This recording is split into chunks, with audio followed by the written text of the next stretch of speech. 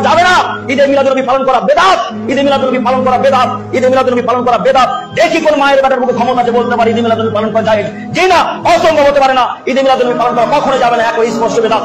যদি ঈদে মিলাদুন্নবী পালন করা সুন্নাত হয় তাহলে মুহাম্মদ সাল্লাল্লাহু আলাইহি ওয়াসাল্লামকে আবার পৃথিবীর বুকে ফেরত আসতে হবেন। পৃথিবীর বুকে ফেরত এসে আল্লাহ নবী বলবেন, আদমের ছেলে মেয়ে, আমি এই বাক্য বলতে ভুলে গেছিলাম, আমি এই কথা বলতে ভুলে গেছিলাম যে ঈদে মিলাদুন্নবী পালন করা যাবে, এই কথা বলতে আমি ভুলে গেছিলাম। আজকে আমি পৃথিবীর বুকে এসে বলে গেলাম। আমাদেরকে নবীর জশ্ন ঈদ মিলাদুন্নবী পালন করতে হবে।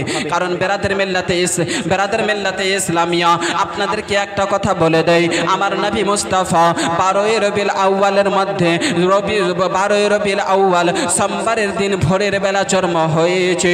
আমার নবী যখন জন্ম হয়েছে দুনিয়ার মধ্যে আসা মাত্রই জমিনের মধ্যে মাথাকে রেখে সাজদার মধ্যে উম্মতি উম্মতি বলে চিৎকার করেছে। এবারে যারা আমরা আশিকেরা জশ্ন ঈদ মিলাদুন্নবী পালন করি, জুলুসে মুহাম্মাদি পালন করি, জশ্ন ঈদ মিলাদুন্নবী পালন করি, আমরা ঈদে মিলাদুন্নবী অলি গলিতে পালন করি, আমরা ঈদে মিলাদুন্নবী রাস্তায় পালন করি, আমরা ঈদে মিলাদুন্নবী মাদ্রাসায় পালন করতে থাকি। কিন্তু কিছু মানুষের চুলকানি হয়ে গেছে, কিছু মানুষের এতরাজ হয়ে যায়।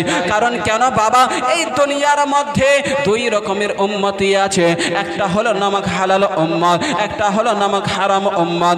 আমার নবীজি সাল্লাল্লাহু তাআলা আলাইহি ওয়াসাল্লাম দুনিয়াতে আসা মাত্রই উম্মতিকে সাজদার মধ্যে উম্মতি বলে চিৎকার করেছে, উম্মতিকে স্মরণ করেছে।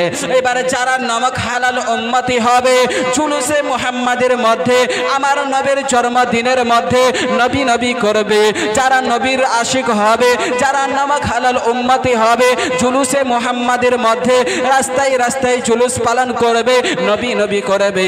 আর যারা নামক হারাম উম্মতি হবে জুলুসে মুহাম্মাদের মধ্যে আমার নবীর জন্মদিনের মধ্যে নবী থেকে দূরে সরে থাকবে।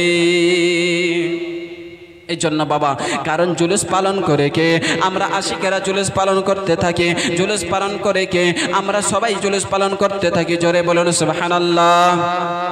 বেরাদার